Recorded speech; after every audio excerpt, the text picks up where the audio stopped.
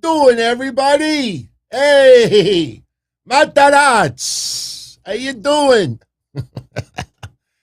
All right. Good evening, everybody. It is Sunday night, December 5th, 2021. NXT WarGames is in the books. And I tell you, for a developmental brand, not too shabby. Not too shabby. I want to thank you all for joining me, whether you are live. I know some of you got to get up super early tomorrow for work, for school. So we will get this done. Rapido, only 5 matches. I think the overall highlights and what the intentions were tonight is probably the best way that we could review this pay-per-view. Did you know that Io Shirai is a chiropractor? Cora Jade tonight. Jade was paid, made, and we'll leave it like that. Did you know that there was an Evolution shirt? Evolution, Triple H, Randy Orton, Batista, Ric Flair. It was an Evolution shirt. The back of the shirt said, paid, laid, and made. I kid you not. Yeah, Dream 101 gets it. Tell me Cora Jade didn't knock it out of the park tonight. I mean, you could only imagine the nerves that were kicking in at 19 years old. And by the end of that night, yeah, they have a new star on the horizon. Will she feud with Mandy Rose? Maybe. Is it time? I don't know.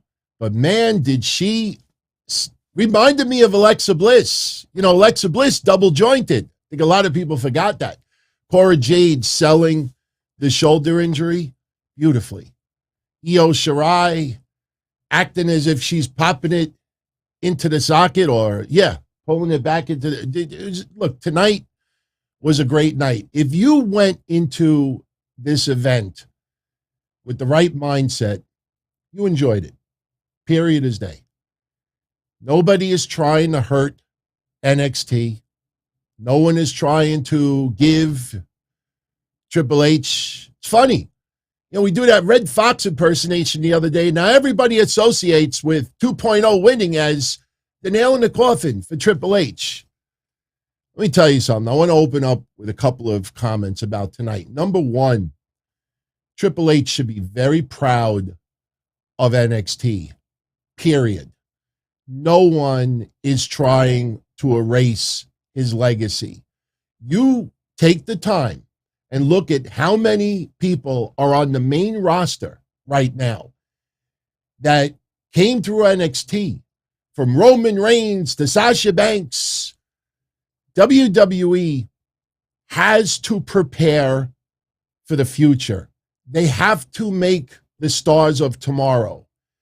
The problem you come across with a lot of people online is one thing and one thing only.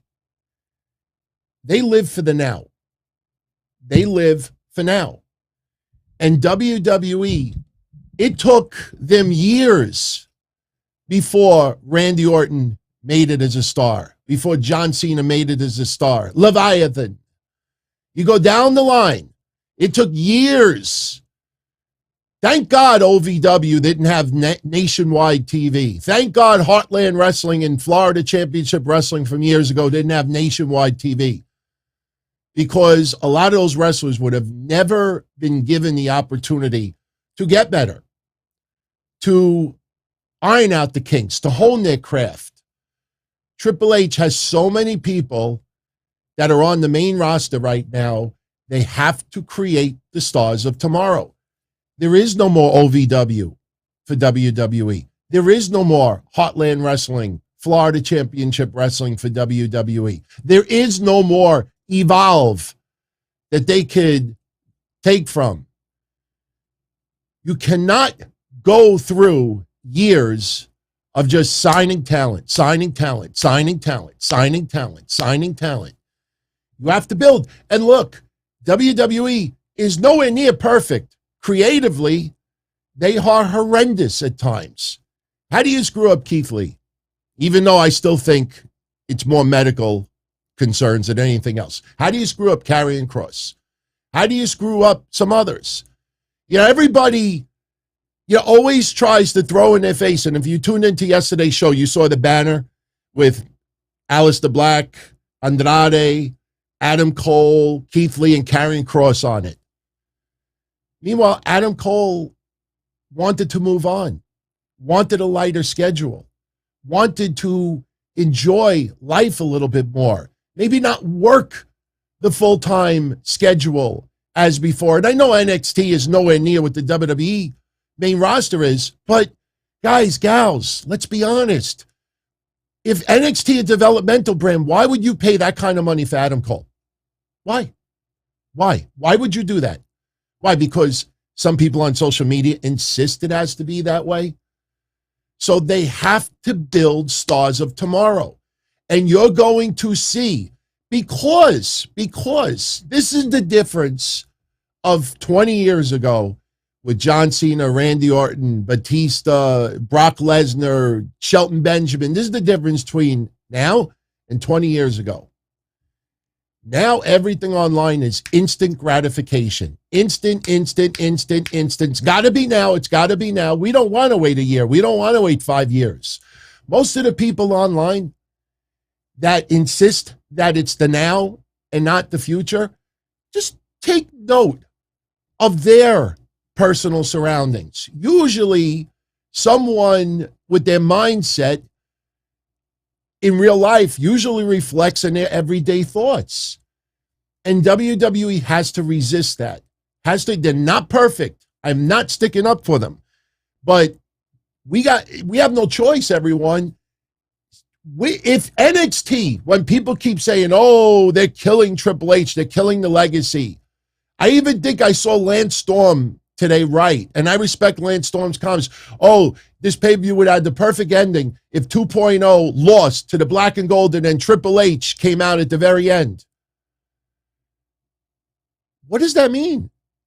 The guys gave the rub for the stars they're trying to build for tomorrow. WWE, when AEW first became around, and Bryan Danielson just said in an interview, we talked about it yesterday, when AEW first came around, WWE signed way too many people. Way too many people. And then they realized we don't need all these people. And we're still doing great financially. And if you notice, I didn't say WWE is kicking AEW's ass. They're not. So you think of that mindset, they have to build stars of tomorrow. NXT is the only place to do it. The guys tonight gave the younger guys the rub, legitimacy, credibility. If you want to go even further, that maybe Bron Breakker in some way got the torch passed to him a little bit. He's not heavyweight champion yet. Now, the big emotional story about today is this guy, Johnny Gargano. And I saw this tweet earlier today. Candice LeRae writes on Twitter, Johnny's entrance and his gear tonight is going to be like the end of Ghostbusters, The Afterlife. Bunch of grown humans crying, it's okay, we're in this together. And NXT's response to it was, we are fully prepared to cry tonight. Not only did we get Johnny Gargano with this beautiful outfit, and I got to give a shout out to Jonathan Davenport. He is the person that actually designed this outfit for Gargano. And if you look at it, it's almost like a montage of all different moments, all sewn together. They even played Rebel Heart tonight for Johnny Gargano. I saw goofs that didn't give a crap about Johnny Gargano for years and years and years. But because everybody today that truly cared, that watch NXT, that are fans of NXT, that appreciated Johnny Gargano, they see that the in thing to do tonight is to show love, appreciation, interest, thanks to Johnny Gargano. Suddenly, the attitude changes. Do an advanced Twitter search before they delete all their old tweets, and you see all the insults and the garbage they threw Gargano's way. I have been a fan of Gargano for a long time. I have said it on these shows, and it truly feels like tonight, that's it. If he leaves NXT, does that mean he's leaving a sinking ship? He's leaving a toxic environment? Or maybe he's done everything he possibly can in NXT, and maybe he needs a little bit of a break. His wife is about to give birth to their child. You know, he lives the family life. See Beth Phoenix? Beth Phoenix. You saw all the tributes from WWE wrestlers, Vic Joseph, Wade Barrett, and others. All they kept talking about is Beth Phoenix wants to focus more on being a mom and being a wife and needs to take some time away. But the people out there that insist that everything about WWE is toxic, they can't accept that. Beth is leaving a sinking ship. Johnny Gargano's leaving a sinking ship. Remember what I said? Happiness, mental health, taking a step back, enjoying yourself, watching your kids grow. I mean, and this is not an insult, but take note of most of the people on social media that can't accept that insist that everybody is lying. Look at their marital status. Look at their status as far as a parent. You know, I understand when we have dogs and cats, that's like our kids. My dog, I still miss him every day. Every day I see his urn when I walk by my bedroom. I love that dog. It's like my kid. That's my kid. But when you're talking about humans, daughters, sons, most people out there that act like this, it's absent. It's absent. When you get the bug, the love bug, or you have kids, then you realize sometimes you need to be there. And that's what this is.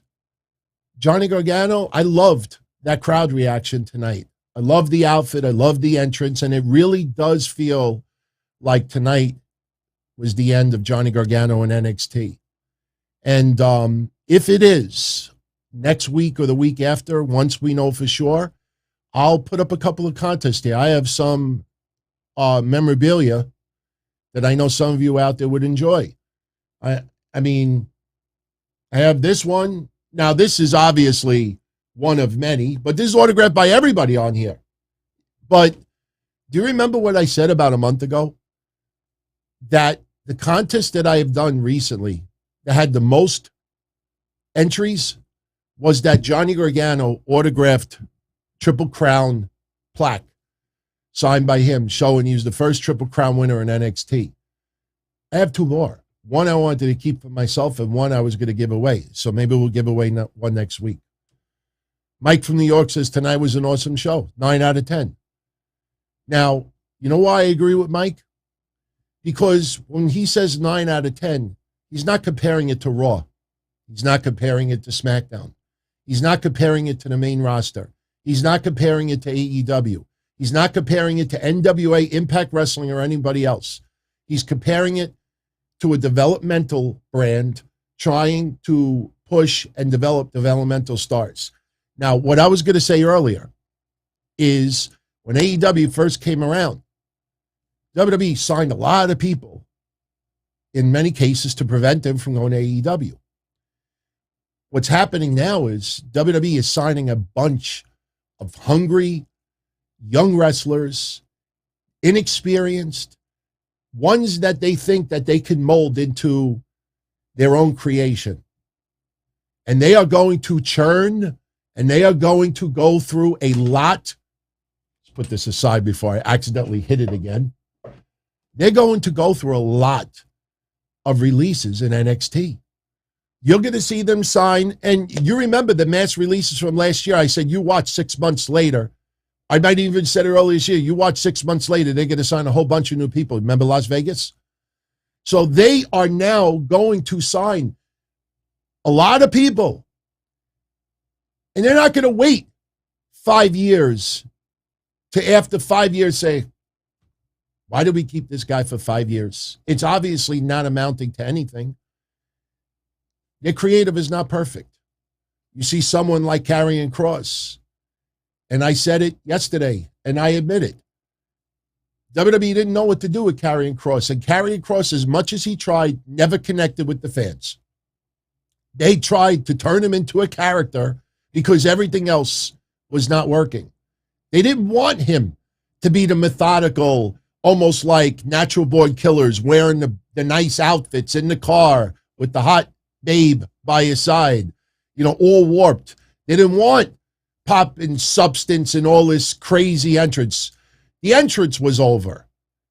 Everything else, the NXT fans, and a lot of it was WWE's fault. You remember all that frustration? Is he a face? Is he a heel? They're piping in lots of heel chants, and Karrion Kross is holding the mic to the fans so everybody could hear the cheers, fall and pray. A lot of mixed messages. So WWE's not perfect, but they're the boss, everyone. We're watching them. They're not watching us. So they have to build the stars of tomorrow, and it's going to take years. And there are many people online that won't wait years. They want it now. They want it now. They don't want to wait. And they're forced to wait. And because they don't want to wait, they create this false narrative. Oh, people I talked to in NXT said it's a horrible place to work for. What a horrible, horrible, irresponsible message to send to that roster. People that are working their asses off, trying to maybe take chicken shit and turn it into chicken salad, and you got some dweeb online that says, oh, I talk to people in NXT and they're not happy at all. Maybe those people that are not happy are the ones that are the laziest mothers in that company, or the ones that suck, or the ones that realize they see the writing on the wall. If I was every star in there, I wouldn't talk to half the people online. I give a shout out tonight. If you want to go check it out. And I want to say something about Imperium next. Great interview online. Graham Matthews, who works for Fansided Daily DDT, did an interview with Bron Breakker. We also had Raquel Gonzalez that did an excellent interview with Wrestling Inc. Know what you notice about those interviews? Hey, Bron, who came up with the name Bron Breakker?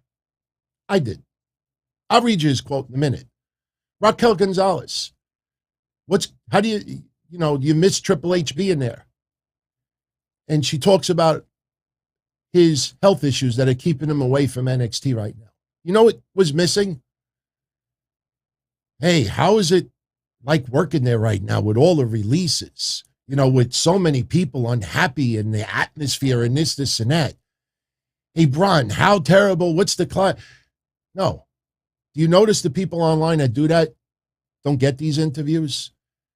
Charlotte, for a while, canceled appearances. Why should WWE put her in a situation where you got people that are just looking for gotchas? Those Mike Johnsons are not getting the opportunities anymore. And I don't blame them. So you want to go check out the interview. I will put a link. When I go like this, you'll see a link on the replay for Graham Matthews' interview with Bron Breakker. How did they come up with the name Bron Breakker? He says, and I quote, we were just sitting around one day, and I'm like, well, when I used to block people in football, I used to try to break them in half. That was literally what I tried to do, snap them in half and break them. What if I'm the breaker? I break people. Then it came to me, Bron is part of my first name, and that's what we went with. Remember all those people out there that said, what a disgusting, horrible name that WWE came up with for Bron Breakker? And what did we say, and what did a lot of you say out there? Maybe it has to do with football. Why don't we wait? And we should not assume. Let's wait and see what Bron Breakker has to say about the name.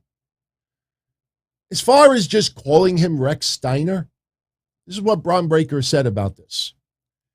What my dad and my uncle did before me with some of their promos and stuff that they've done, they've laid all the groundwork.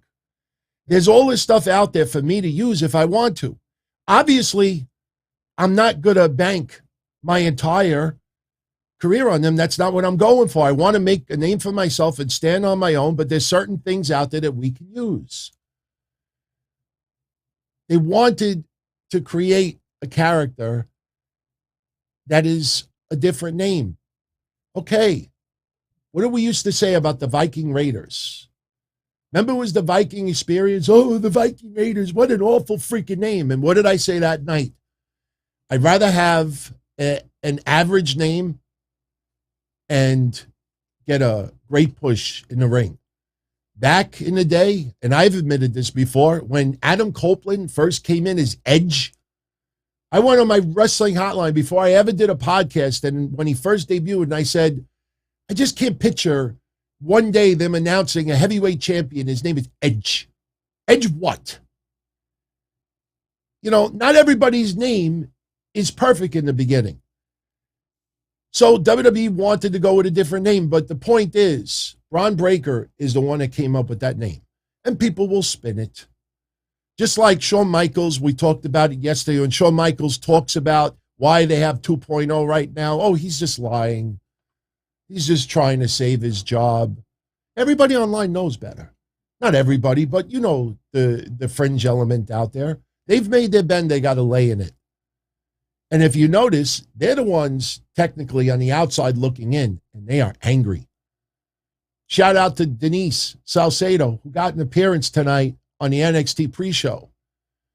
You got to see, for the last bunch of months, the more she grows, and I never really took notice of her until earlier this year. Never really paid attention of Fightful or anything else. Started to take notice.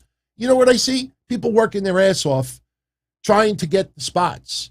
And you know what I see online? The people that criticize them are the ones that are bitter, lazy, and are just angry that they don't get any opportunities. They see other people getting stuff and they freaking hate it.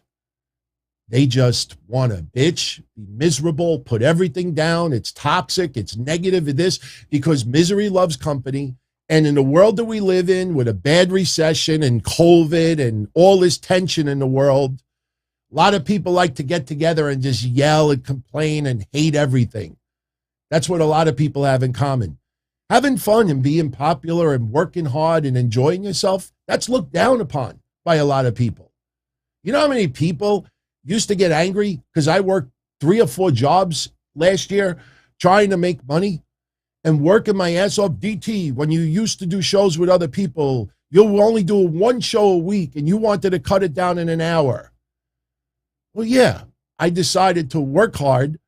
And the more I worked hard and the more you all tuned in, the more I had fun and the more I wanted to do more. And then I said, hey, you know, I want to get married. I want to have a future. I want to do this. I want to do that. And things got blue. Things got blue. Hard work does pay off. Do I want to tweet or do I want to eat? So all this negativity that you read online, understand that for every one person that is just happy, enjoyed NXT tonight, and enjoying the stars of tomorrow, you know, there's about 9 other people that will say, oh, they're buried, it's over, it's this, it's that, leaving a sinking ship, this and that. And that is what's happening right now in wrestling. I compare it to the self-destruction of the Ultimate Warrior. Some of you out there right now are saying, what the hell is he talking about? I have always been an Ultimate Warrior fan. My former co-host, Kevin Castle, was a gigantic Ultimate Warrior fan. They came out the self-destruction of the Ultimate Warrior. The in thing to do was to rip apart the Ultimate Warrior. He was not a saint. I still remember those speeches on stage. Queer doesn't make the world work. He grew up. He learned. He changed his views. Everybody's allowed to do that. But he was very unpopular for a while. But the in thing to do online, when that DVD came out, everybody shit on the Warrior, shit on the Warrior, shit on the Warrior, shit on the Warrior. Never wavered. And then what happened? As years went by, family man, mingling with others, changing his views, growing, listening, learning, evolving. Suddenly, being a fan of the Warrior was a cool thing. And then I'll never forget, they teased that video game. Remember that commercial? Did that appearance for a WWE video game, and suddenly he beloved. And now the in thing to do was to love the guy. Right now, what you see online, that is the self-destruction of the Ultimate Warrior DVD. Sooner or later, that will no longer be the popular viewpoint. And they'll be the ones on the outside looking in. And I segue to this. Guys, gals, I want you all. And look, I see a lot of love in the chat room right now for Denise. I don't think she even knows I exist, and that's cool. I'm not looking for, like thank yous or anything like that. But, it's cool that a lot of you out there acknowledge, that, she works hard and she's trying to land gigs, and, hard work pays off. And that's a good thing. And there are people out there that can't stand it. Oh, wait till you hear my New Year's resolutions for 2022. When I reveal them in about 3 weeks, if half of them happen, it's going to trigger so many people online. And believe me when I tell you, my goal is to get every single one of them to happen. But I want to get to these two guys. Marcel Barthel and Fabian Aichner. I have admitted before that I just never clicked with those guys. To me, bland, no charisma, no connection with the fans. Then about maybe 7 or 8 months ago, started to take notice a little bit more and a little bit more. And that NXT audience there, it's funny, tonight, I saw people online being triggered because some people in the audience were cheering the heels. Oh, why are they being assholes to Cora Jade? If that was Mandy Rose that fumbled the skateboard, or Gigi Dolan, or Grayson Waller, or Tony, if it was a heel, it would be cool because you're just jeering a heel. How dare people out there cheer the bad guy? It's so fucked up. Now, look, Cora Jade at the end of the night pretty much did this to the haters out there. I'll show you. But these two guys, as the months went by, and started watching them more and more and more, I got into it. It clicked. That's what happens with wrestlers that are in the minor leagues, or maybe just doing it. Damian Priest. Go back and watch Damian Priest when he first came to the main roster. Very little reaction. Go look at social media at that time. This guy's hitting 40. He didn't get anywhere near it. What did the Bad Bunny? And it clicked. Some wrestlers, it clicks. So these two guys, it clicked for me about 7, 8 months ago. And then they had the match with MSK, and I said, holy freaking shit. These guys are just proved to me why they are, it's easily top 5 tag teams of today. And I watched them tonight have a match with Kyle O'Reilly and Von Wagner. And by the way, if you tune into my predictions, didn't we say, I hope Von Wagner turns on Kyle O'Reilly? I hope he turns on him. I want to see Von Wagner turn on Kyle O'Reilly, and he did tonight. Wasn't successful in beating up Kyle O'Reilly, but still. But these two guys, Kyle O'Reilly's no problem. He could go with these two guys, but they made Von Wagner look a hell of a lot better than Von Wagner is at this moment, because Von Wagner is still fairly new. These two guys knocked it out of the park. Watching, I think it was Fabian Aichner, climb the rope, do a frog splash to the outside of the ring onto Von Wagner. I swear to you all, think I'm exaggerating.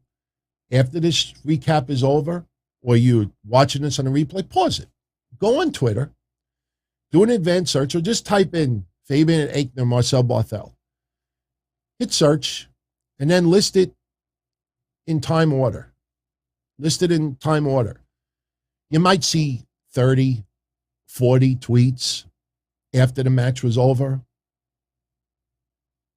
If those two guys would have put on that performance tonight on AEW Dark, you would have had thousands of people online gushing, tweet banging, going nuts over these two guys. But because they're under the WWE banner, it is almost sacrilegious to dare call them one of the top tag teams of today. I watch people that claim they love all wrestling and they show no love. And this is not new. This happens all the time. That's what pissed me off.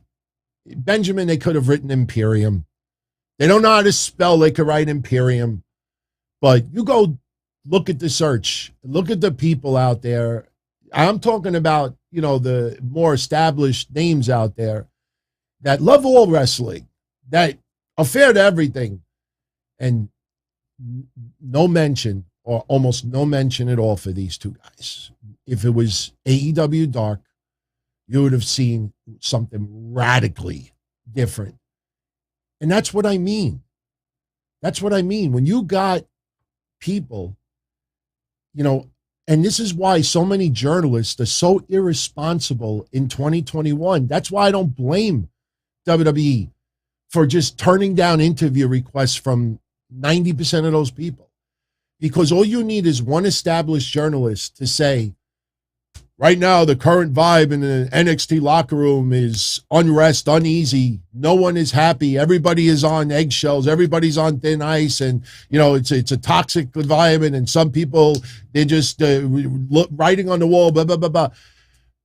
And you paint that vibe. You talk to 1, 2, 3 people in the company, and they tell you, yeah, I'm not happy right now. Trust me, I have people that work in insurance businesses that I know that 2 or 3 people hate their freaking job. That doesn't mean the whole office feels that way. And then you put it out there, and then the people, like blood in the water, seeing that, let me run with it. And then people that read their articles, watch their shows, listen to their shows, then they run with it.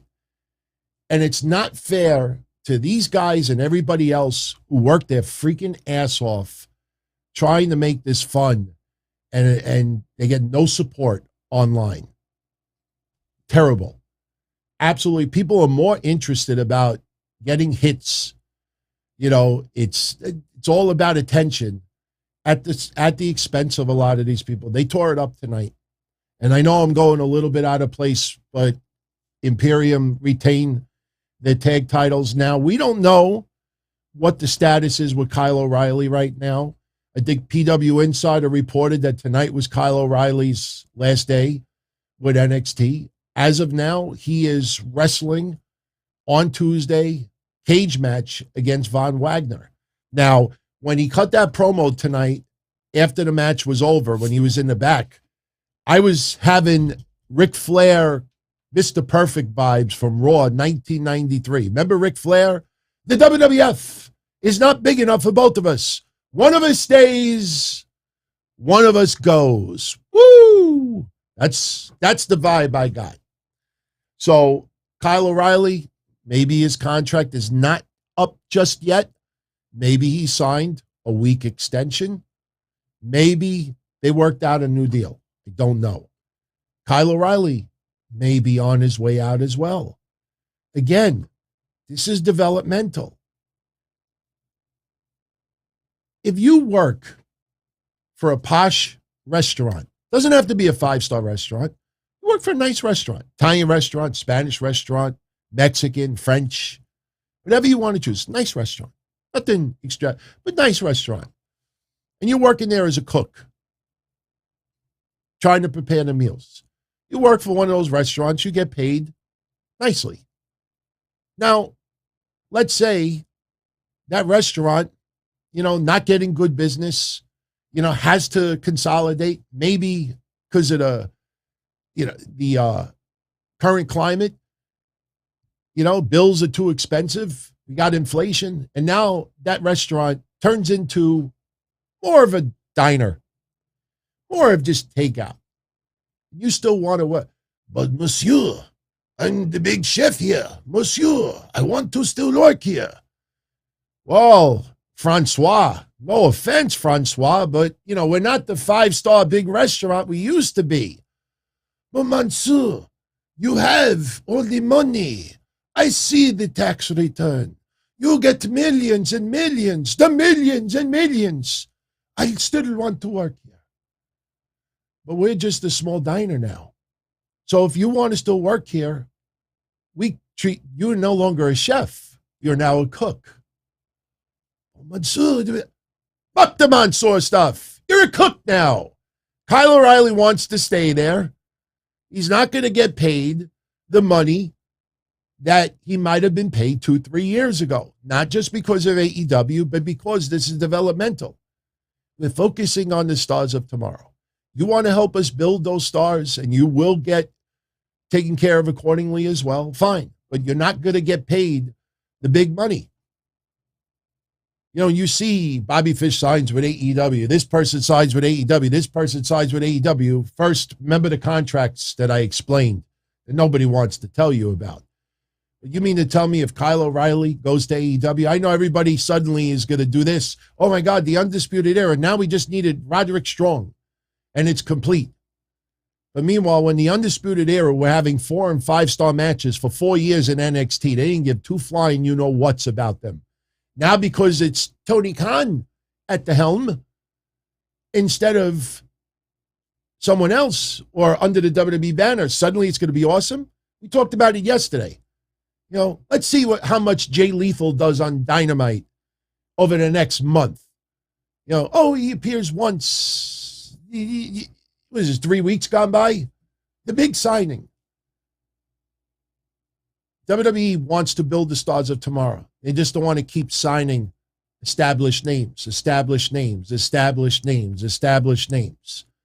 This is what it is. And either people won't accept it, still don't realize it, or intentionally ignoring it because it doesn't fit their agenda.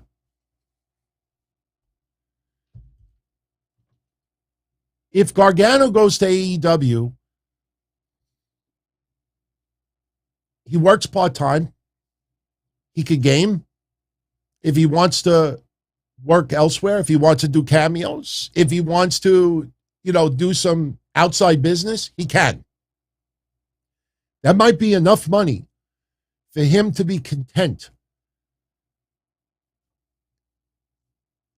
It's none of our business how much money some of these former NXT stars are making in AEW. It's none of our business.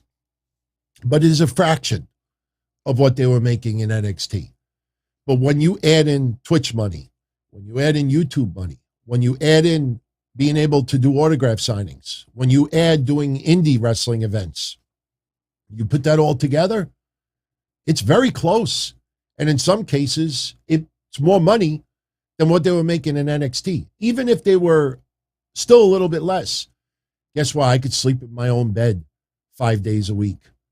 Christian, when Christian left WWE back in the day and went to TNA, he wanted a little break. He wanted to be able to go home at night. He wanted a lighter schedule. Was WWE a sinking ship at the time? No. He just wanted a little bit of a change, work a lighter schedule, and eventually he came back. It doesn't mean that anybody that leaves right now is leaving because of Nick Khan or because of a toxic environment. Things have changed. The WWE landscape, they got to build the stars of tomorrow. Do you want another John Cena being shoved down our throats? Do you want another early Roman Reigns for those first 4+ years being shoved down our throats? Do you want another Seth Rollins? I'm not talking about now, but the Seth Rollins that got all of the wins and always the authority getting involved, and Kane and others. Remember Corporate Kane? I mean, you want them to focus just around a couple of people because those are the only people that have been developed to become the main eventers in the company? Or do you want them to start worrying about 5 years from now and start trying to come up with maybe Bron Breakker could be the face of Raw in 3 years from now, 5 years from now? I see people out. I saw people tonight. Bron Breakker needs to win the Royal Rumble. What are you, on drugs? I love Bron Breakker. See what I mean? Living for the now and not for the future. Look at Roman Reigns for those first 4 years. A lot of people that he got to the main roster, they did the Shield, but they couldn't resist. Do you remember way back when I was doing the old shows and when Roman Reigns first broke out as a single star? Even within a week or two, I said, oh, they want to give him the John Cena rub. And I remember my co-host, it's legendary now, my co-host said, what do you mean the John Cena rub? He doesn't look like John Cena. He doesn't wrestle like John Cena. And I said, no, you don't understand. The John Cena rub, they want him to be the next John Cena. And it backfired. Remember The Rock holding his hand in the air? Rock, even in the ring, was like, why are these people like shitting him out of the building? I'm The Rock. Anything I touch turns to gold. Gold nugget. So this is what they're trying to do. And they are going to screw people up. WWE, no question, is going to screw people up. So, anyway. So I was saying earlier with the interviews, we talked about Graham Matthews interviewing Bron Breakker. Raquel Gonzalez talked to the Wrestling Daily. And about Triple H, she said this, and I quote, "We miss Triple H a lot, and we hope that he's getting well and everything is going good with his recovery, and it's a full recovery. It's pretty weird. It's always been a part of Triple H being here. So Triple H being the peanut butter to NXT's jelly, he's never been the one person of peanut butter. We have Shawn Michaels, Matt Bloom, the Road Dogg, Scotty Armstrong, and she goes on. And she brings up Steve Corino. It's been a blessing having an amazing team who are positive, who kind of stepped in when Triple H had to step away for a little bit and have taken that role and been there, not only for the new talent, but as well as the talent that have been here for a while and trying to adjust to the changes." And those are some of the comments. You know, there's no controversy. And you know what's going to happen? People are going to say, oh, Raquel, come on, Raquel. We know the truth. We know, you're just walking that corporate line. We get it. You work for them. Something wrong with your eye? Everybody's lying, everybody. Everybody's lying. Yet for some reason, they have no connections in NXT and WWE. It's always, oh, I talked to someone. Yeah, I talked to someone in NXT today too. And they told me you're full of shit. No, but my unnamed sources are real and yours aren't. Please. I wish I could show some of the DMs that I get on occasion. Mish sees them. I am making it up. So anyway, let's talk a little bit more about WarGames tonight. Now, like I said, for me,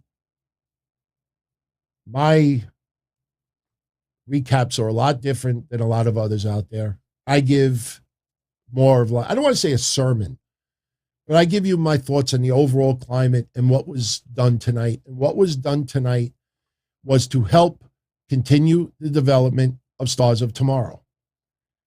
You're going to see some people that they signed recently that are not going to make it. I hate to be the one that singles out people that I don't see them lasting all that long. But maybe if I read you this tweet from NXT tonight, that kind of gives you an idea of where some of these people stand on TV. NXT, they wrote this tonight. WarGames tonight has everything. An Italian guy in a velour tracksuit, a 20-year-old on a tiny skateboard, an Australian poker player, a trilingual Europeans, a tall, bald guy, a bald guy with a long beard, a guy with a shaved head, a diamond, a mind, a girl with pink hair, and Io Shirai. Everybody needs to have a gimmick, character. Look at the grizzled young veterans. How many times did I say earlier this year that WWE is going to go the FTR route, the revival? Remember, I said they're going to have to do comedy because the grizzled young veterans have been there too long and still not over with the crowd. They've been there for a couple of years, and they still, the ratings, when we were doing the quarter-hour ratings, the grizzled young veterans consistently had some of the biggest drops in the quarter hours that they appeared. Remember them, Everrise, Breezango, and a few others? You remember? That's why we did the quarter-hour ratings. I know a lot of you out there, the ratings don't matter, but it does. Because when WWE says, every time we put this son of a bitch on TV, the ratings go down, 50,000, 100,000, 150,000 viewers, and in a lot of cases, they never come back. Come back! Come back! So at some point, you got to do something. After a couple of years, they said they're going to go to comedy routes. And now they're doing this thing. If you could cheat somebody on the street, you could cheat the referee. Soon, there'll be even more comedic. And guess what? That may work or it may not. And if they are let go, they are let go. You see some of the names that have been recently released, and they had no character. Or they came out with a gimmick. I felt bad for Shane Thorne. He had one chance to come out on a dark match, dressed up like Crocodile Dundee, but I know that, the tribute and everything. But, WWE's like, ain't going to work in 2021. They didn't give it a chance. But some wrestlers that are in NXT right now, you saw tonight a lot of vignettes tonight. Oh my God, the number of vignettes tonight. Brooks Jensen was cooking a freaking steak. Brooks Jensen cooks a steak. I don't know what his future is going to be. If he don't connect with the crowd, Brooks Jensen will be cooking steaks on Tuesday nights. Boa cut a promo tonight.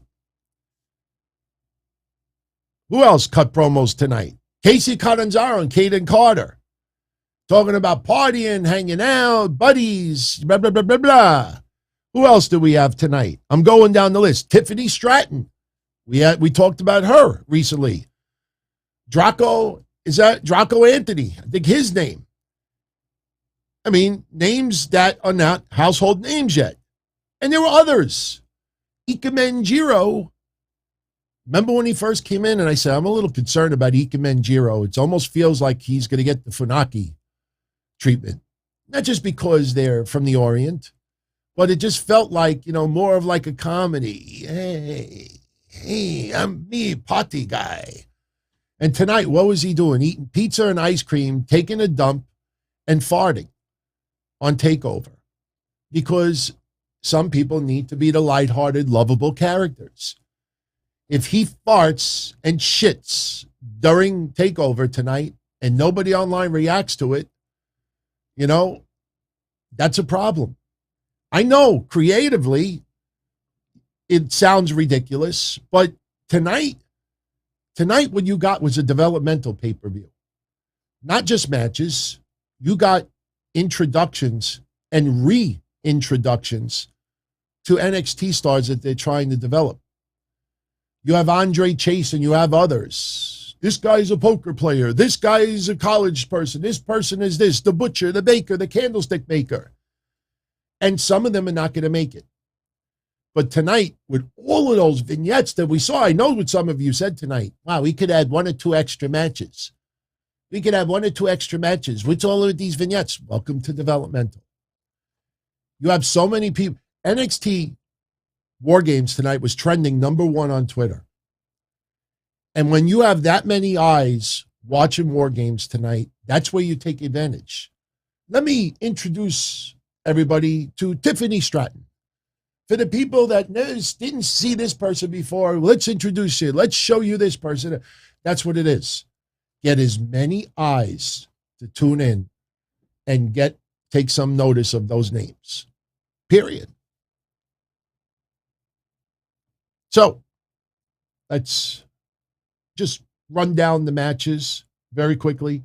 The opening match tonight was the women's WarGames, and this match was all about Cora Jade. Raquel Gonzalez stepped back from what she was doing before. I think she's main roster bound soon, maybe by Royal Rumble time. Cora Jade, this was her night. Gigi Dolan, she's got a tag title. JC Jane, she's got a tag title. Mandy Rose, she's got the women's championship. Io Shirai, Raquel Gonzalez, been there, done that already. Kylie Ray, try and just establish herself again. So that leaves Cora Jade. Now, the match was kind of funny because Mandy Rose broke that streak. Every person, other than the first two that started the match, which was Dakota Kai and Kylie Ray. And by the way, I don't remember the guy's name. I think his name was John. There's another guy online, I think his name is John, who designed Dakota Kai's outfit tonight. And look, I love the change with the hairstyle. Dakota Kai was freaking great tonight. And all I saw in recent times is, oh my God, she's 80 pounds wet, with wet hair. Like she's 80 pounds wet. You don't mean what you're thinking. But this match was about Cora Jade. But every person who entered WarGames brought a weapon in. So we had Cora Jade. She brings in a weapon. Somebody brings in Singapore canes. Gigi Dolan, I forget what she brings the garbage cans in the ring. Io Shirai brings a few chairs in the ring. JC Jane brings a table in the ring. And I'm saying to myself, okay, what is Mandy Rose going to be? She brought nothing. She's like, I'm a heavyweight champ. I don't have to do nothing. But at one point during the match tonight, we had a spot where Cora Jade, and, look, I know about the skateboard with the entrance, but later on, I honestly thought that they were chanting, use the skate. Not you can't skate. I'm talking later on in the match. Use the skate. They wanted her to use the skateboard as a weapon. But ultimately, and I tell you, for most of the match, who was the most over? Gigi Dolan. Ever since she debuted in NXT, I said she gives me the Paige vibes. Trust me, you go online, as each week goes by, you see more and more people saying, oh, she gives me the Paige vibes. Gigi Dolan tonight, a lot of chants from the fans. Some early on were not fans of Cora Jade. How dare people cheer the heels? But Cora Jade would show them. There was one really cool moment. There was a couple, but there was one really cool moment and one very dumb moment. At one time during the match, Raquel Gonzalez took Dakota Kai and threw her in a trash can. And she started whipping around with the trash can, and she hit JC Jane with the trash can, with Dakota Kai still in. She's swinging the trash can around. That looked really cool. There was a pretty lame spot where Dakota Kai was laid out in the corner, and Io Shirai had a garbage can lid, and she was trying to place it in front of Dakota Kai's head, and she was struggling and couldn't get the lid to stay. So you see Dakota Kai just hold the lid. And the camera work was horrible on that, because it was just, and then Io Shirai goes upside down in the top turnbuckle, and everybody's oohing and ahhing, and meanwhile, here's Dakota Kai holding the lid. God, hit me. Personally, because it was so visible. If I was Dakota Kai, I would have smashed her in the head with it. Just reverse it. But the moment tonight that everybody was talking about, we had Cora Jade. She pretty much had JC Jane on a table, and she did what looked like a senton off the top rope, put JC Jane through a table, and she sold it that she dislocated her shoulder.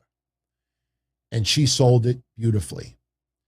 Now, you had people at ringside, suddenly all these medical attendants, just suddenly all at ringside. And basically, Io Shirai has got Cora Jade's arm. And, you know, some people online, they thought Io Shirai was turning on Cora Jade. And you have the medical attendants are like, no, don't do it. Don't do it. And basically, it reminded me of Raven in ECW back in the 90s. Pete Dunne was doing it a lot in NXT as well. Raven, when he was feuding with Tommy Dreamer, would take Tommy Dreamer's fingers. He would grab it, and he'd go like this. Ooh, sorry. He goes like this, like pulls him apart. And it looked so great on TV, it looked like he broke his fingers. And Io Shirai playing off that she's going to pop Cora Jade's shoulder back in place. And when the minute Io Shirai pulled her arm, you hear the reaction from the crowd. Everybody bought it. Cora Jade sold it beautifully. So the entire match, the storyline was, Cora, at all costs, you do not no sell that shoulder. And she was swinging people with a cane with one arm. At points, the suspension of disbelief was hard for the simple reason that at one point you had all four members of Team Kai, Team Dakota, and they're all very methodically walking into like putting, targeting Cora Jade. Everybody else on Cora's team was knocked out for a few moments, and Cora Jade trying to Singapore caning a way out of it, and it looked a little bit, but she just kept working, and the sympathy, and because she's young, and because she's small, and because they think that she dislocated her shoulder and it popped it back into place, she's hardcore. So who best to get the pin? None other than Cora Jade. We had fire extinguishers, we had garbage cans, we had tables, chairs. But what ends up happening is there was also another point that some people thought Kaylee Ray was going to turn on Cora Jade. That Kaylee Ray was methodically walking towards Cora Jade. She had a Singapore cane in her hand. Everybody thought she was going to hit Cora with it, but instead gave her the cane instead. But what ends up happening is Raquel hits a powerbomb on JC Jane. So Cora Jade just happened to be sitting on the mat, and she sees JC Jane knocked out. And she's like, oh shit. And she fruit roll-ups JC Jane and gets the win. Crowd at the beginning, I can only imagine all the butterflies and the nerves on Cora Jade. By the end of that match, she was made. That match was about her. So, did a phenomenal job. Again, this is developmental. People out there were trying to critique this match as if it's main roster. Can you just imagine? I hate using sports analogies. Could you imagine, you like the Braves, the Astros, the Mets, the Yankees, the Red Sox, and then you go and you watch a AAA minor league game or a AA minor league game, and you got some people that are not ready for prime time yet, but they have their moments here and there. And then they botch a play, and then they're critiquing them as if they're on the major leagues already. And it's just, I watched that tonight, and I'm saying, bro, honey, to the people out there that were doing that, stop judging NXT because you miss Adam Cole in it, because you miss Karrion Kross in it, because you're going to miss Gargano in it, because Andrade's no longer there, because of this. It's not that freaking NXT anymore. That's like that movie The Fan. Remember the movie The Fan with Robert De Niro and Pookie? Remember Pookie? Come on, I thought we were friends. I thought we were pals. Remember Robert De Niro with Pookie? No, Pookie is New Jack City. What was the guy's name? What was his friend's name in The Fan? And he just wanted to play catch with him. He's like, I thought we were friends. We thought we were pals. And the guy tells Robert De Niro, that was kindergarten. And Robert De Niro just whacks him. What was his name? I don't remember his name. That's what these people are tonight. They're judging NXT as if it's still, the black and gold, the third brand. No one remembers the guy's name? It's not Pookie. Pookie was Chris Rock in New Jack City. Can't remember his name right now. Someone will remember. Shout out to someone's going to Google it. But anyway, so Team Raquel gets the win. Now, I will be honest with you. When Raquel Gonzalez got the win, Team Raquel, I got worried. I said, shit. Black and gold ain't winning this tonight. There is no way that the baby faces were winning both WarGames matches tonight. Richard Adams, I know Wesley Snipes was in the movie. Robert De Niro did not whack Wesley Snipes. They don't know, everybody. They don't know. That was a good movie, man. That's an underrated movie, The Fan. If you've never watched the movie The Fan with Wesley Snipes, Robert De Niro. No, was it Gil? Gil is, I'm sorry, everybody. Everyone, the people online, they're Googling. And there I know is the guy that Robert De Niro whacked, his name was Gil. No, that was Robert De Niro's name. Anyway. So we move on to the next match. And as we said earlier, I'll just shout out the person that gets it right. Imperium retained the tag titles, beating Von Wagner and Kyle O'Reilly. Excellent match. Excellent match. Shout out to the chat room. You're trying. You're trying. Von Wagner, I've said it. He's perfect for a horror film. Too bad WWE Films is not doing horror films anymore. He'd be perfect. If you remember that 1981 movie, I think it was, I think that was the year Mother's Day. Remember the two whacked out sons? Remember the Big Bird alarm clock? Hey, time to get up. He looks like one of the sons that could be a psycho in the movie. They pushed him today. And it's obvious Von Wagner is not ready. He had that little cameo standing alongside Adam Pearce on SmackDown, and they're like, not yet. Not yet. They made him look great tonight. And look, Imperium had been around a little bit longer than Von Wagner. People still aren't getting it right, the movie. They're naming all the characters except for Robert De Niro's pal that he killed. Shame on you. Von Wagner is not ready for prime time, but tonight he did a damn good job. And in defeat, I will admit this, it looked a little bit messy.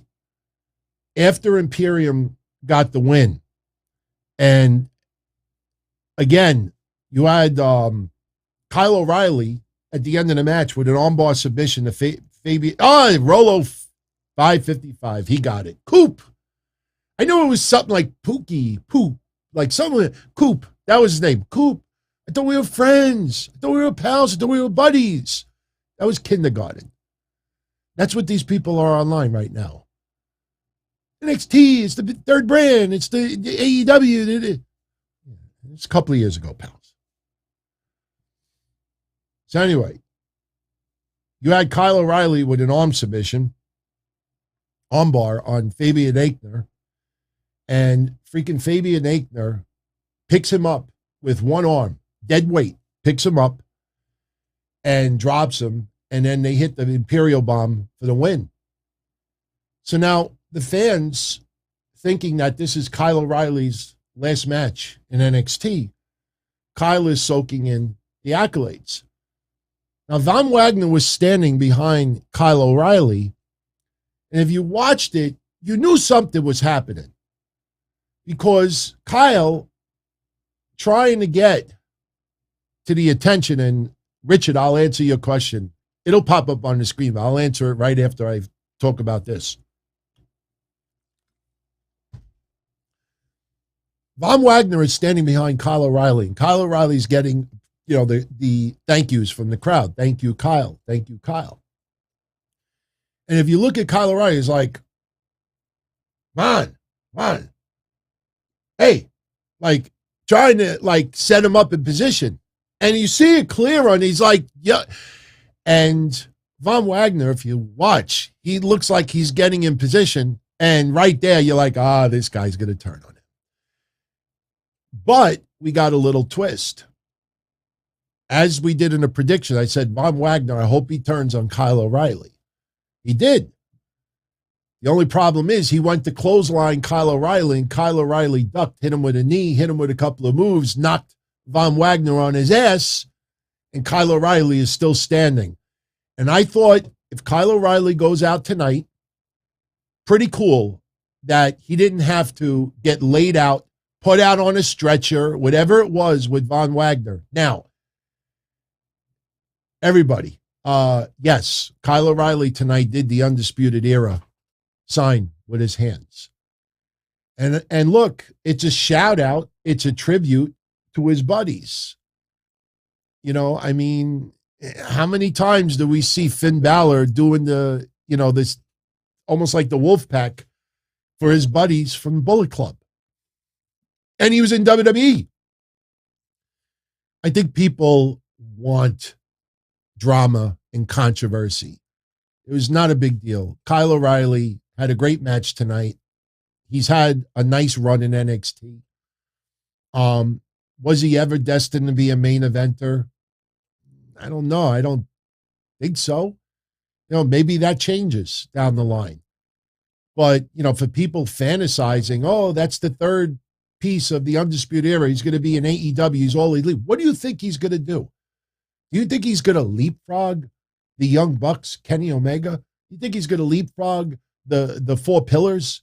You think he's going to leapfrog about 10, 15 people on there? He's going to have a match. He's going to have one on Rampage. Maybe it's a trios match with Adam Cole and Bobby Fish. They may win one. They'll take on Best Friends and win the Best Friends match, but they'll lose to the Super Elite. Oh, it's not the Super Elite. The what was the team I was going to say? Drawing a blank. Jurassic Express. I mean, you get a win here, win there, and it'll be a nice tweet. Oh my God, look, 3/4 of the Undisputed Era in AEW. I can't believe it. And what? They wrestled 2 times in a month. And then most of their wins are padded because they're on AEW Dark and they're taking on John Fleming and Jose Luis Giacomo. And Lee Johnson. Come on. When with all due respect to Tony Khan, when you say, Adam Cole is featured more in front of more fans in AEW, I'll take this Adam Cole than having the Young Bucks kissing him on the cheek, having a novelty match with Christian Jungle Boy and a dinosaur. Nothing against Luchasaurus. Don't tell me what I liked more than others. That's the pleasure about being wrestling fans. You can like promotions, wrestlers, styles a lot different than me. Don't judge me. I don't judge you. Don't tell me just because of a statistical that's why it's better. There's a lot of off-Broadway plays that are 10 times better than Broadway plays. But because the Broadway play has more attention, that the Broadway play by default is better on drugs. I think I said that earlier today. So Imperium gets the win. Von Wagner and Kyle O'Reilly have the cage match Tuesday, and we will see what happens. Now, before we go any further, I had a super chat come in. Thank you very much, my friend. Richard Adams. Do I think Rob Van Dam is MSK's shaman? Shaman. Some people pronounce it differently. I almost feel by default it has to be him. You look at MSK's style and you look at somebody that they would look up to. I don't want to say like it's Bill and Ted stuff, but it feels like Bill and Ted's Adventures. Like you almost feel like RVD would be the shaman. I could see it. I absolutely could see it. We will know Tuesday. He will be revealed, or she, but I think it's a he, will be revealed. Some people think it's going to be Elias. Be interesting. Be very interesting. I would have no problem if it's RVD. Why not? RVD gets a little cameo for a little while, helps give a little name value in NXT, a little rub, a little guidance. Why not? Why not? They're not going to have him wrestle for the title. They're going to put him in main event. You look at how Sting is utilized in AEW. Why not bring someone in from yesteryear that a lot of people absolutely love and cherish? I think RVD would be a great choice. Harris says Joey Numbers would be a shaman. Joey Numbers is not a bad pick. Joey Numbers could be my shaman. Whenever I say shaman, I think of the toilet tape paper. Charmin. Yeah, tomorrow I'll have my Charmin in the morning. Be wiping my butt. Shout out to Nero Fay. Much love, my friend. Starts chemo next week. You'll kick its ass, my friend. You'll kick its ass. And, I'm sure you heard that I have to go for an angiogram. They found something up with my heart. For people out there that think that I'm just making it up for tweet attention, I actually recorded my doctor. I had the phone under the table because I said, whatever the outcome is, I'm going to document it and share it with everybody. And unfortunately, when I hear the doctor say, "Oop, there's a problem," I didn't want to hear that. We don't have to talk about that tonight. But yeah, I think RVD is an excellent choice. I tell you, a lot of people thought John Morrison would have been perfect if they didn't let him go. John Morrison would have been freaking perfect. The guy could still do it. So, some people say RVD, some people say Elias. Richard Adams says that RVD is under contract since he went into the Hall of Fame. That's possible. That's possible. We'll see what happens. By the way, next NXT big event, New Year's Evil, January 4th, 2022. We do not have any matches yet.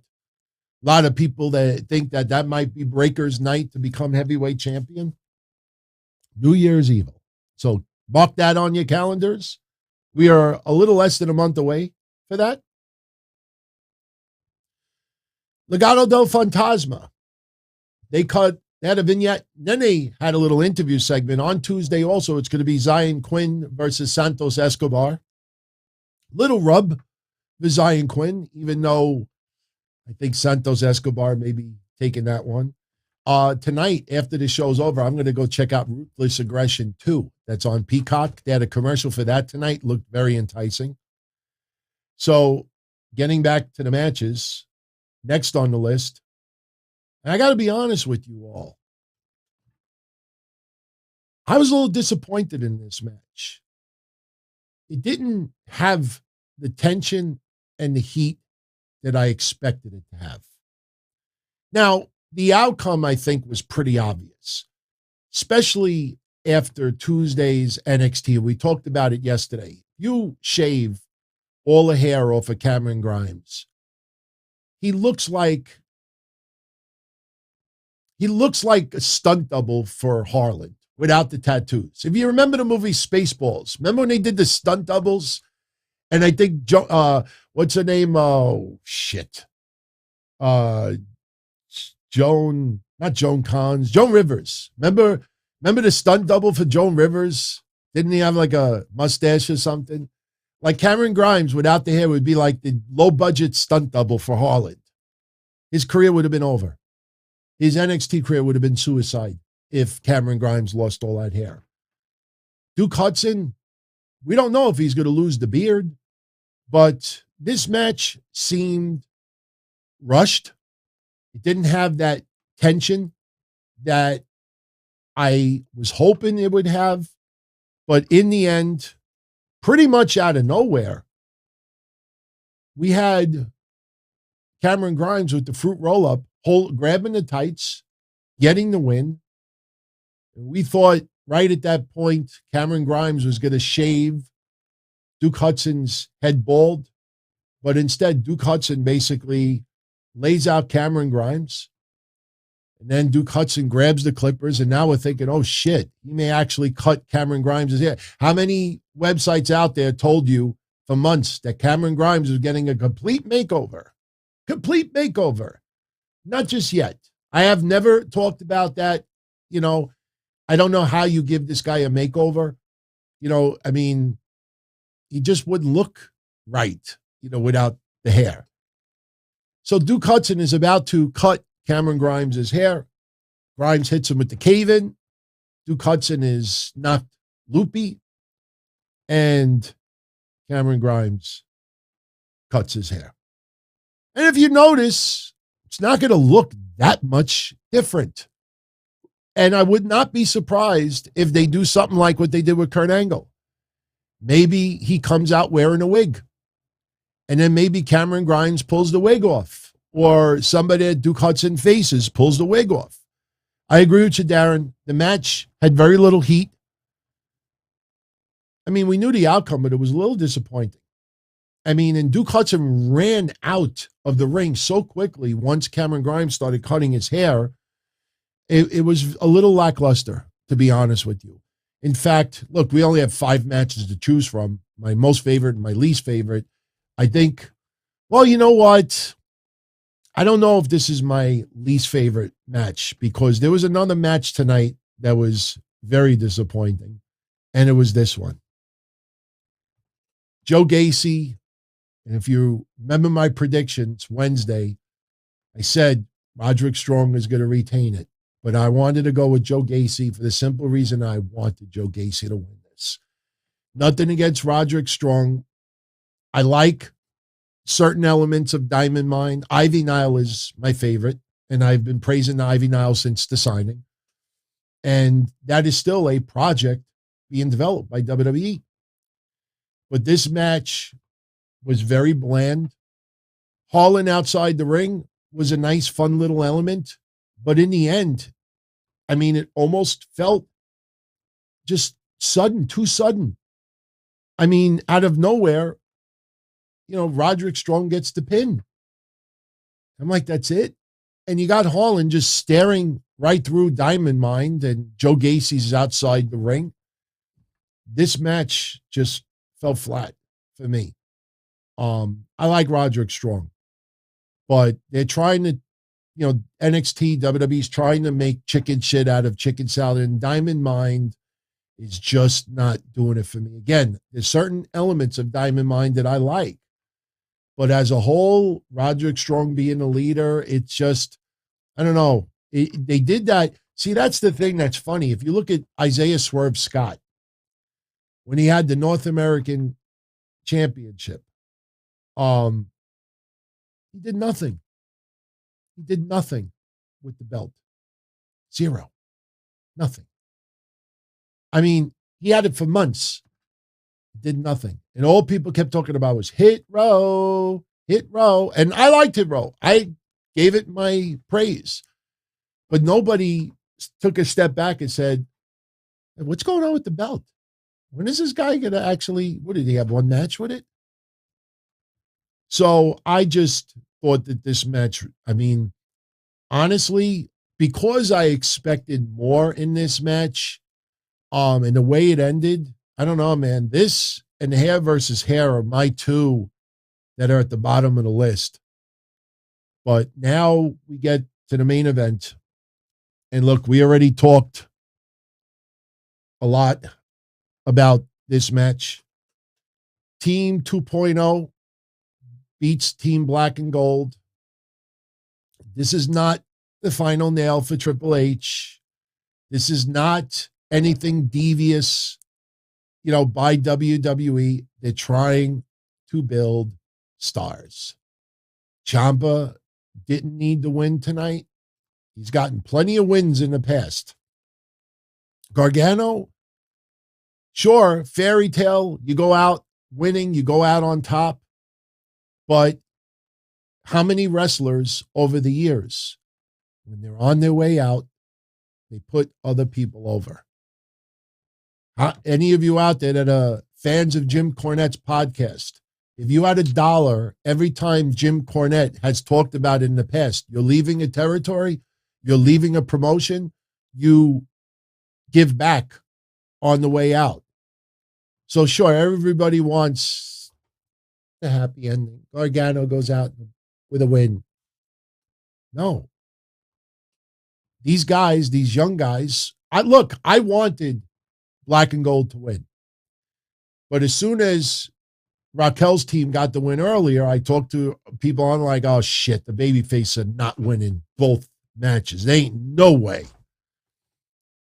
So you look at that, does Pete Dunne lose anything tonight? No. Guys, gals, NXT TakeOver matches from yesteryear. Team McAfee. Any of those guys really lost any credibility in that match? No. So please, spare me because 2.0 won tonight. That's it. The NXT that we knew was dead. Should it be alive and then have 40-year-olds that can't draw 800,000? And you just keep blaming it on creative. Triple H, Shawn Michaels, before Triple H's health problems, was doing NXT for a couple of years. Yet they couldn't get 1 million viewers. Why was that? Nobody said Vince and Bruce Pritchard were the ones in charge up until a couple of months ago. So, hey, Triple H, with all due respect, for a couple of years, you couldn't get viewers. You had Breezango main eventing, 500,000 viewers. So if you could only get 500, 600, 700,000 viewers, why would you do that with a grossly high payroll? Or you take that money and you start building the stars of tomorrow. Because Roman Reigns may not be on the roster 5 years from now. Seth Rollins may not be on the roster 5 years from now. I mean, a lot of wrestlers that are making them big money right now may not be on the roster for various reasons. So what do? You have somebody who's 40 now become 45 in 5 years and expect them to pick up the ball? You can't just sign free agents and get through that. Look at all the Hall of Famers or the wrestlers now that have had Hall of Fame careers. Look at all of the wrestlers that have had Hall of Fame careers, with the exception of maybe Samoa Joe and AJ Styles and a few, because they were Hall of Famers before they went to WWE. When you go from Jeff Hardy, Christian, to Matt Hardy, to Edge, to Randy Orton, I'm talking about active wrestlers still. They all got their fame and they got their notoriety coming up in the leagues of WWE. They came up in the WWE. Jeff Hardy and Matt Hardy had the luxury of being on the main roster, and sure, there were blips that they were let go and brought back. But the point is, who's the Hardys of tomorrow? Who's the Randy Orton of tomorrow? I'm not saying The Rock on that level, but who are the ones? Because 20 years ago, you had people being developed. Some were on the main roster and some weren't. So, please, when people keep saying to you that the NXT that we knew is gone, you know what your response should be? Good. Because you have to develop. You have to create stars. Good. Nobody wants change. Nobody wants change. Look at the WWE Network. Sure, Peacock kind of sucks. I'm not going to lie. But, the WWE Network, nobody wanted it to go to Peacock. Now, for the most part, what I want to watch, I could watch. But still, nobody wants change. Sometimes, to quote a famous movie, change is good. This match tonight was all about giving a rub to 2.0. We opened up the match with Carmelo Hayes and Johnny Gargano. You could see in Johnny's eyes, this is it. Johnny Gargano is about to become a dad. He wants to dial it back a little bit.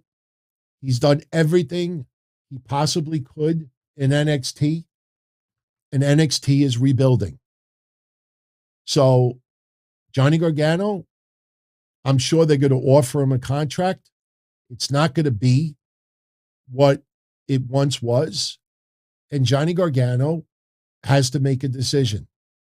Personally, as much as I don't want to see Johnny Gargano leave NXT, it might be the best for him at this particular moment. He doesn't want to go to the main roster. That's already been discussed.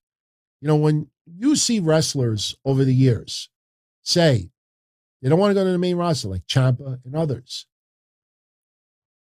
okay, at some point, you're no longer fitting in the NXT mantra, or you no longer could be paid in the category you expect to be paid.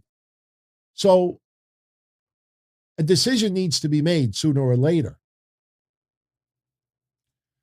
So we had Johnny Gargano and Carmelo Hayes started off, and their 5 minutes pretty much was just straight up chain wrestling. And it was fun. Crowd was chanting Johnny wrestling. Crowd loved it. Seeing Carmelo Hayes and Gargano go at it was a lot of fun. Didn't feel like war games. Just felt like straight up wrestling, but that's fine. That's fine. Grayson Waller comes out next for the advantage. Pete Dunne and Johnny Gargano working together. Hey, at some point tonight, we had Pete Dunne smiling, Gargano smiling, Ciampa smiling. LA Knight deserves a lot of praise for this match as well. LA Knight did a great freaking job tonight. Great freaking job. Harris says 30 NXT rookies, 8 NXT pros, 1 dream. A little dramatic, but yeah, okay, fine. Tony D'Angelo. Hey, how you doing? Tony D'Angelo next. He brings a bunch of Singapore Canes in the ring. He's got Trick Williams helping him bring some tables in the ring. And it was funny at one point that Trick Williams is trying to take things out from underneath the ring. And he goes to grab something, and he looks on his face like, something's not right here. And next thing you know, his body gets pulled underneath the ring. And who is it? It's Dexter Lumis. Dexter Lumis comes out from under the ring. Crowd pops. He turns around, gives Johnny Gargano the thumb, and he chases Trick Williams away. CB3 is asking, where is Velveteen Dream right now? He's probably in his house sleeping. It is 12:30 in the morning. I always do that. I've been doing that since 97. When somebody asks late at night, where is so-and-so? I usually say, probably in their hotel room. It's late. Tony D'Angelo, and I know some people are going to turn this into a wrestle crap moment. It's not deserving. Tony D'Angelo takes a chain. He wraps it around the chain door and locks it so nobody could get in. So when it's Team Ciampa's turn and LA Knight comes down to the ring, LA Knight realizes he can't get into the cage. So he goes to the opposite side where in storyline, none of the heels were in that other ring. He climbs the cage and he enters that way. And he's cleaning freaking house, taking everybody out. So a little bit later on, Bron Breakker, it's his time to enter because the last two to enter was Bron Breakker and Tommaso Ciampa. One fall is saying, my boy looks good. Tony D'Angelo's not my boy, but Tony D'Angelo did look good tonight. Put on a great performance. You know, again, for those out there that are saying, oh, put a title on him, put this, go look and see how many matches he's had in his career. It is so freaking early. Again, you know, I watched people when he debuted. That's it. That's it. Next champion. I'm like, guy hasn't even wrestled 5 matches in his life, and you're already giving him a title. Those people you do not want anywhere near your wrestling promotion. Seriously. Unless they clean up the cups after the show. So BRON, and again, I hope nobody turns it into a wrestle crap moment. Bron Breakker comes down to ringside, and he's got like cutters, you know, like to cut a chain, the big red cutters, you know, they cut like padlocks. And the officials are trying to cut the lock, cut the chain. And Bron Breakker's like, no, let me do it. Now, obviously, we weren't going to get the Kane moment where Bron Breakker just rips the door off the hinges. But he goes and he tries to cut the chain. And he had a problem. First time it didn't cut across. The bolt cutters. Thank you, Sam. Bolt cutters. He goes and cuts the chain. No snip. And that chain almost looked like the chain that you hang like a chandelier. It's like coated, but it's easy to cut. And he's struggling. He can't get it. And he finally gets it. Again, it's not a wrestle crap moment, but there was a little funniness to it. What was that moment on WWE TV? Wasn't there a cage match and somebody was struggling, trying to, was it Mark Henry or Big Show Paul White shaking the cage, trying to rip it off the cage, and it just kept shaking and shaking. What was that? Someone in the chat room. I know you had problems with the movie The Fan earlier. All right, Harris got it immediately. And one fall, Mark Henry, SmackDown 2005. Oh my God. Oh, for you out there that have been asking about the vintage shows, yesterday we talked about 15 years ago what the wrestling or Blackheart Awards was like. And in a couple of days, let me take this down. In a couple of days, I am going to be posting this episode online. So yesterday we talked about the categories for 15 years ago. We're going to post this episode so you could see 15 years ago what we were talking about in wrestling. But I promise you this, I have my podcast for when we covered Mark Henry on that SmackDown, and he just shaking the cage. I could only imagine what he was thinking at that time. And just, if you've never seen it, everyone, I promise you, go to sleep tonight. Watch this before you go to sleep. I promise you go to sleep with a smile on your face. If you can't get sex tonight before you go to sleep, I promise this is the next big thing. Just go Google or go on YouTube and type Mark Henry Cage SmackDown 2005. It was that. I couldn't stop laughing when I saw that. I felt bad for him, but I couldn't stop laughing. I Am the Chain. That was tonight. But Bron Breakker finally cuts it. Ciampa comes in last. And for a while, we had Ciampa and Gargano working together. A lot of DIY chants. Tonight was Beth Phoenix's last night. Again, no controversy. Wants to be with her family more. Do a little country music in the process. And by the way, I finally heard that track that everybody was telling me to tune in. She's got an awesome voice. I mean, it's sure. I mean, the studio enhances it, but my God, I guarantee there's a lot of people who still have no idea that Beth Phoenix just came out with a country music song. She's pretty good. So she wants to take a step back.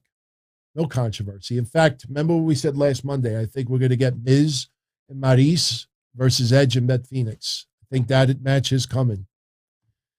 So at this point, we got the crowd chanting, "This is awesome." DIY working together.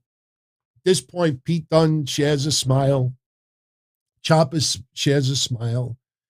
Then we start getting the spots that are going to close the night out. Ciampa tries to put Grayson Waller through a table. Tony D'Angelo stops him. Waller tries to splash Ciampa through a table, but this is where LA Knight just started kicking it. I mean, he literally, if you remember vintage Kurt Angle, when he would just run up to the top rope, I think Shelton has done it many times. He just runs to the top rope and just dumps Waller off the top rope, throws him through the table. Crowd is chanting, holy shit. Later on, we have Carmelo Hayes sitting on the top turnbuckle. Gargano and Pete Dunne try to suplex him, but Breakker and D'Angelo interrupt it. And they suplex Gargano and Dunne, who is still holding on to Carmelo Hayes. So you got 5 men going down.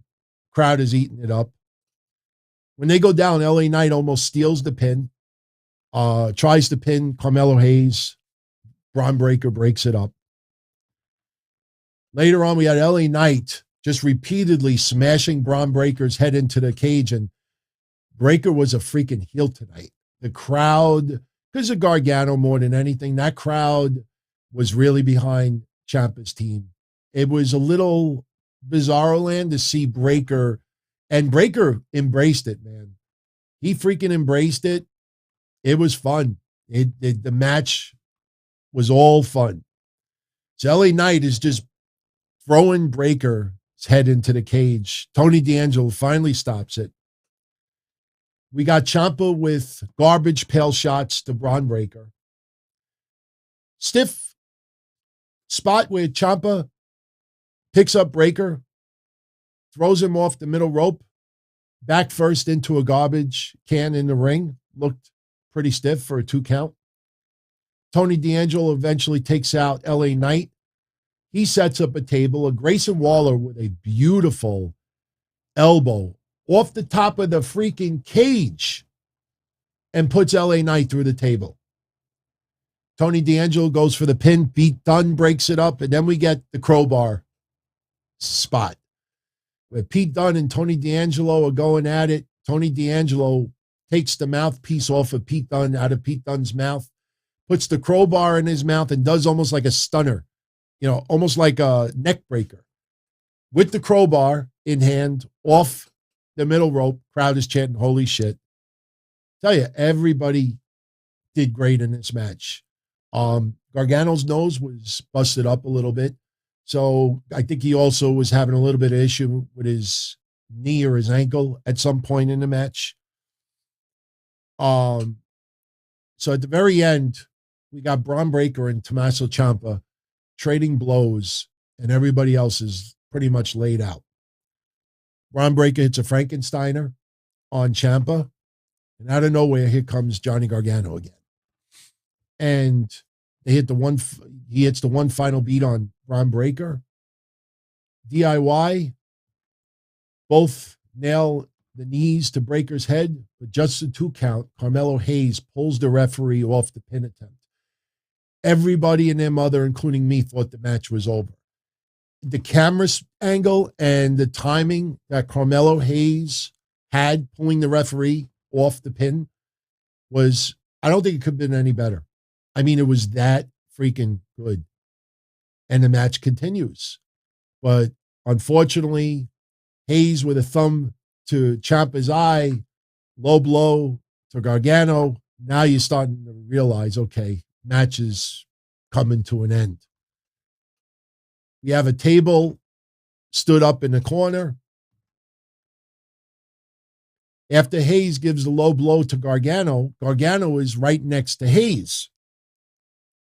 He grabs Hayes suddenly, and Hayes has nowhere to go. And Ciampa goes and nails Hayes, but Gargano gets the most of it, which pretty much, writes off Gargano in the match.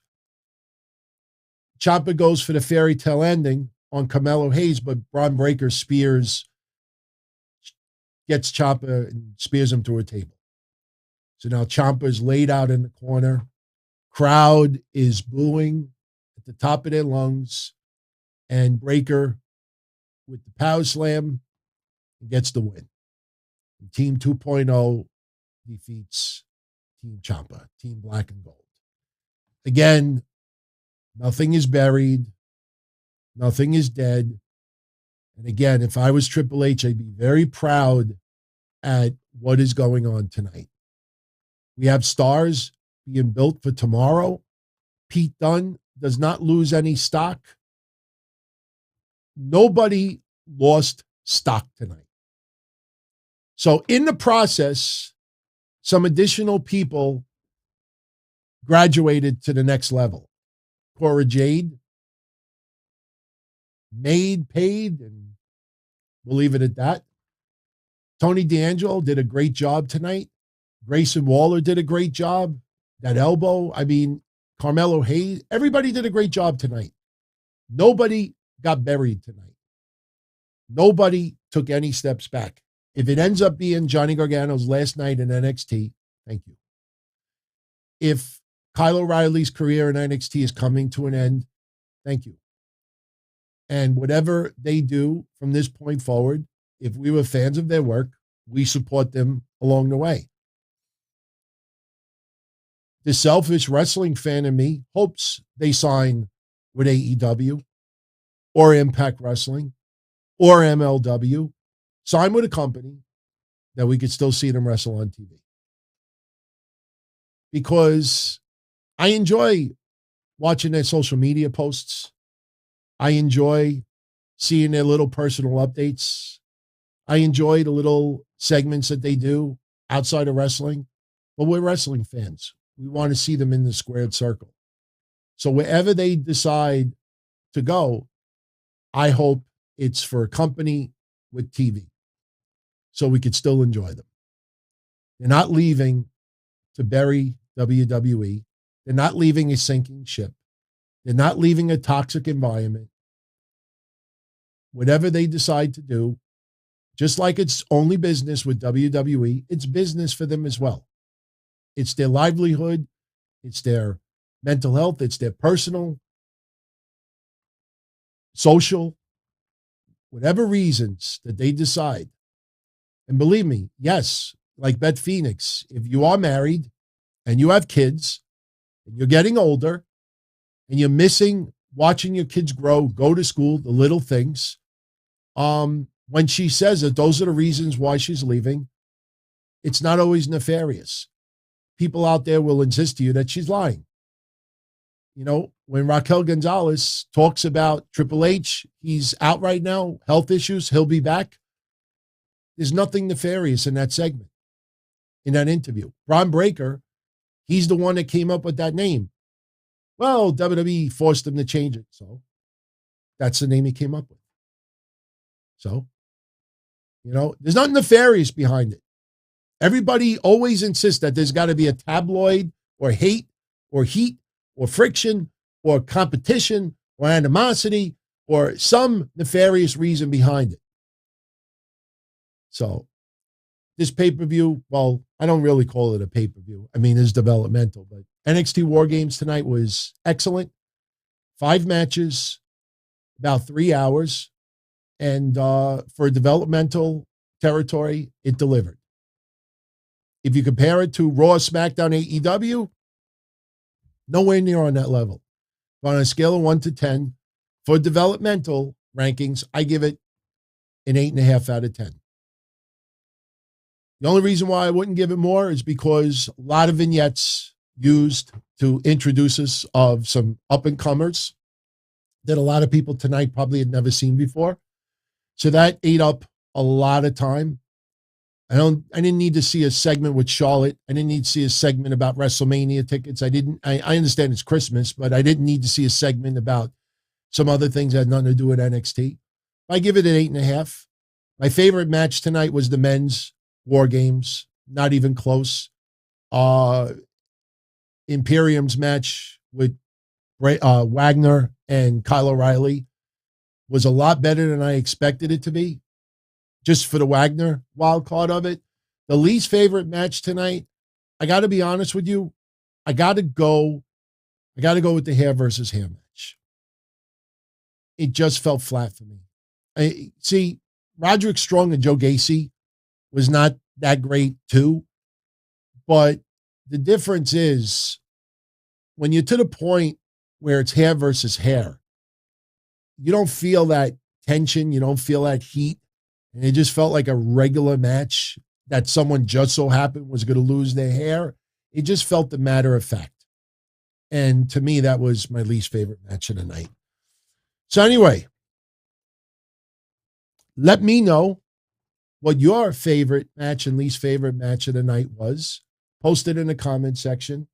If you haven't done so already, check out last night's episode of the Don Tony Show. We had a ball. I mean, it was one of the all the shows I do are fun, but that was one of the easiest shows that I have ever recorded. I had no notes in front of me, just some statistics about video sales with WWE in the past. We reminisced about back in the day, you know, just anticipating getting that DVD in the mail that, you know, you pre-ordered or video game. It was just fabulous yesterday. And we talked a lot about the current state of wrestling and a few other very important topics. So yesterday was just, it's easy listening and you will have a ball. You will really enjoy last night's episode. So tomorrow night, I will be here live with Mish at 11:05 p.m. Eastern for Breakfast Soup Raw. We will cover Raw and any news that transpires tomorrow. There is one or two topics I definitely want to get into with him. I don't want to reveal what the topics are right now, but I promise you it's a little controversial. One has to do with a certain female in AEW that has been given a lot of criticism lately, and the response that was given was just really, boy, I'll leave it at that. I want to talk about it with Mitch tomorrow. I think it'll be an interesting debate for us to have. I know some of you could probably figure out. We don't have the Rampage rating yet, Sam. The overnight rating is in. So we will have the winner of the contest from yesterday. Well, actually, no, that was from Wednesday. So we will have the Rampage ratings winner tomorrow and whatever else we want to get into. So what was the prize for that? That was the Charlie doll, the Charlotte Flair doll, the Lily and the Charlie doll, right? So let me know what you thought about tonight's pay-per-view. I enjoyed it. I enjoyed it very much. And again, if you go into NXT now with the right mindset, understanding what it is, stop being in denial and stop trying to make everything nefarious, I really believe you will enjoy it a lot more than how it's perceived. You know, it was a pretty good show tonight. And I think Tuesday will just continue. And then next thing you know, they're going to be building for New Year's Evil, which I think will be a really fun show. And that's it. I'm out of here. Everyone, much love. Thank you as always for the support. I'll see you Monday night at 11:05 p.m. Take care, everybody. As far back as I can remember, I always wanted to be a podcaster. For me to live any other way was nuts. To me, those goody-good people who worked shitty jobs for bum paychecks and took the subway to work every day and worried about their bills were dead. I mean, they were suckers. They had no balls. If I wanted something, I just took it. I ran everything. I paid the bills. I paid the host. I even paid the masked maniac. Everybody had their hands out. Everything was for the taking. We always called each other good fellas. You would always hear from somebody. You're gonna like Don Tony. He's alright. He's a good fella. He's one of us. But if you're part of my crew, nobody ever tells you they're gonna get rid of you. It doesn't happen that way. There weren't any arguments or curses like in the movies. See, your haters come with smiles. They come as your friends, the people who've claimed they care the most for your life. And now that's all over. And that's the best part. Today everything is different. There's lots of action. I don't have to wait around for everything like everyone else. Oh, I didn't get the vaccine? Fuck you, vaccine me. Oh, your delivery guy has COVID? Fuck you, feed me. Right after I moved here, I ordered egg noodles and ketchup, and I got spaghetti with meat sauce. I'm no longer an average nobody, while they get to live the rest of their lives like a bunch of schnooks.